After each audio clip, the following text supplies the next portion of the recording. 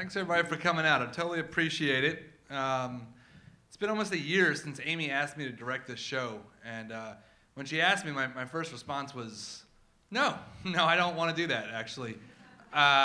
Because I get like one night off a year for my kids, and the last thing I want to do is come hear stories about your kids. I don't care, you know?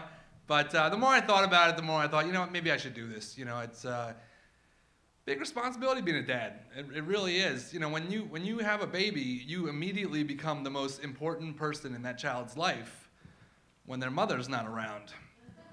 And no, I mean, I've seen it like 100 times. Like my girls will come down the steps and they'll go, is mommy here?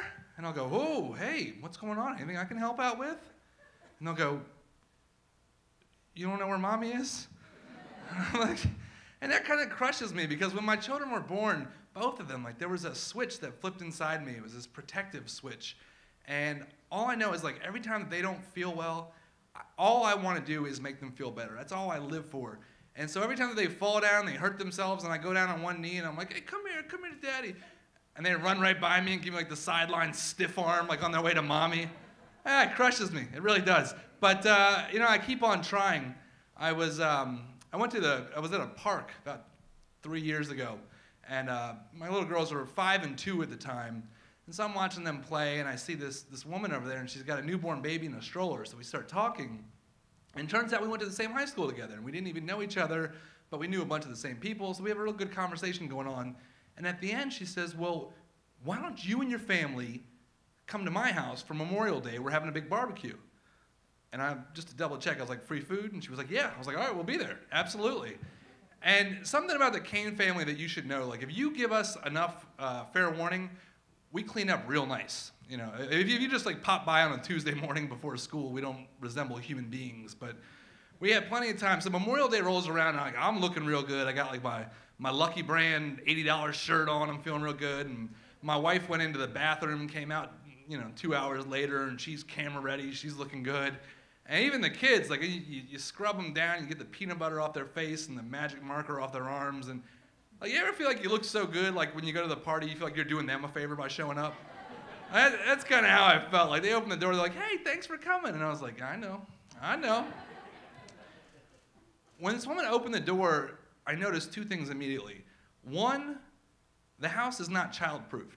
And that's okay. Like, she has a newborn baby. You don't have to child-proof a house for a newborn baby. Big misconception. Like, you could literally take a newborn baby and like duct tape a fork to its head and stick it right by an electrical socket. It'll never make it to it. It's fine.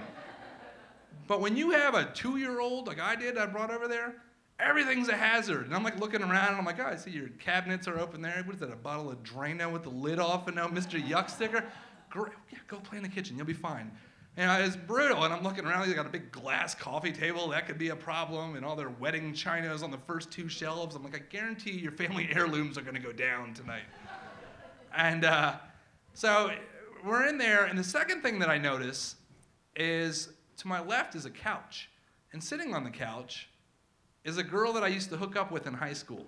Oh, it's awkward. It's so awkward already. And she's real cool. Like, she figures out a way to like kind of smooth it over, and she goes, oh, your kids are beautiful. And I was like, yep, that could have been you, but you chose otherwise. Absolutely not. Actually, it might not have been you, because 50% of these kids' DNA makeup is from my hot-ass wife. That's who I married. I'm feeling real good about myself, you know? But before I can make it like super awkward, my 5-year-old walks in the room, and she just takes command of the whole room. She goes, who wants to hear the President's song? Now, for those of you that are not familiar with the President's song, this is what they're teaching the kids in the elementary school now. It's basically all 43 presidents just in a line, set to a tune. It's the longest song in the whole world. Like, you go through it, like the middle of it's like Freebird. You just check out, you're like, I can't deal with this. And so my daughter just steps right into it, and she goes, you know, it starts off like Washington, Jefferson, Adam. I don't even know the presidents. What am I doing? But she goes off, and all the parents are completely impressed because she's rattling them off. And I'm keeping one eye on her and enjoying it, but at the same time, like I'm looking at my daughter, my 2-year-old, and I'm like, what's going on over there? And then my 5-year-old keeps going. She plugs through it, and then she comes up with this big, huge finish at the end of it. She was like, you know, Bush and Clinton, another Bush, and then Obama. And it's amazing. She just rattled off like 200 years of history, like right there, and we're all like, wow, all right. I'm real impressed, right? So she walks out after like her big exit. She's like, all right, you guys have been great. Thank you very much. She walks out. And then a 2-year-old walks in. And she's carrying a juice box. And she goes, Daddy, juice. Not as impressive as the President's song. That's okay. She's only 2. Like, it's still not bad. But then she keeps going. Daddy, juice. Hey, you gotta admit, the girl knows what she's drinking. You gotta admit, you know?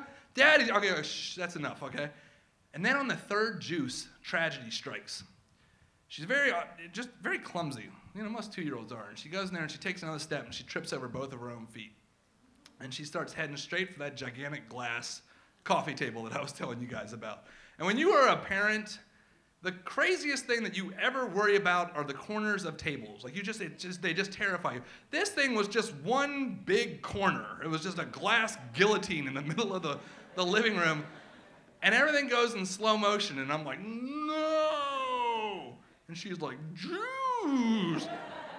And then, blow, her head hits the table, and yeah, well, listen, I can't sit here and lie to you guys. And she doesn't just like bounce off of it, like it literally like kind of stuck for a second. And people will tell you that like you never know how you will react in an emergency situation until you're actually in it. I don't like to use the word hero, because what's a hero? But I was fairly amazing this day. Like I went in there, I quickly grabbed her up, and if you've ever seen a head wound, they bleed massively.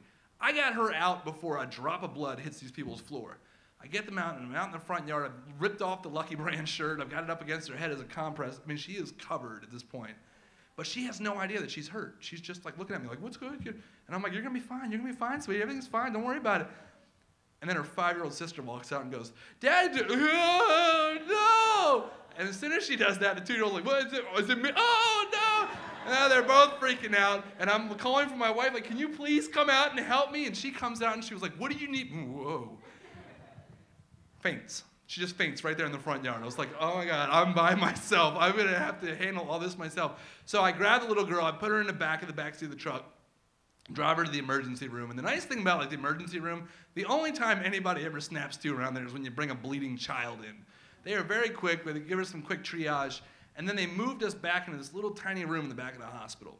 And we sat there for about an hour. No one came in. And all of a sudden, about after an hour, a door opens, but it's my wife.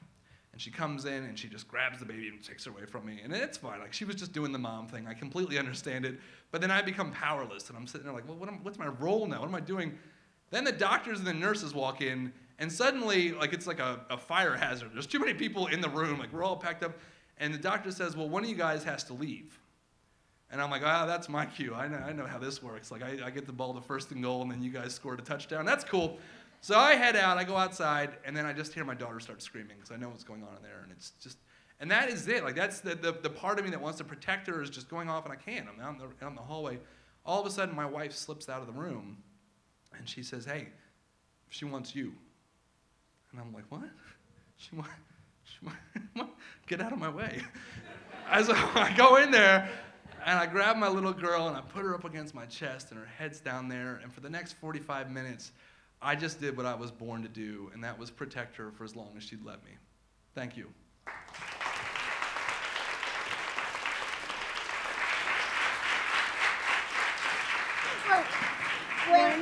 When I got hurt by a glass table, that I came to Dad, and then when he carried me to the hospital.